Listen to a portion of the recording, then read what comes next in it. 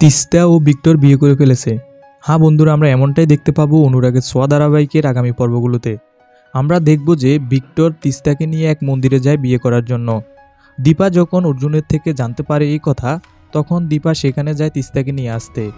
দীপা বলে, এই বিয়েটা করো না তিস্তা, তিস্তা এই ভুলটা করো না।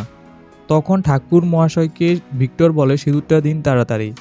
দীপা যখন তিস্তাকে বিয়ের আসর থেকে নিয়ে আসতে চায়, তখন তিস্তা দীপার সাথে যেতে চায় না। এরপর যখন দীপা তিস্তার হাত ধরে নিয়ে আসতে চায়, তখন ভিক্টর তিস্তাকে বলে, তিস্তা আমি তোমাকে খুব ভালোবাসি, আমি আজ তোমাকে বিয়ে করতে না পারলে আমি নিজেকে শেষ করে দেব। তখন ভিক্টর একটা ছুরি নিয়ে হাত কাটার অভিনয় করে। তখন তিস্তা দীপাকে ঝাটকা দিয়ে ভিক্টরের কাছে চলে আসে এবং বলে, আমিও তোমাকে ভালোবাসি Victor, I will marry you.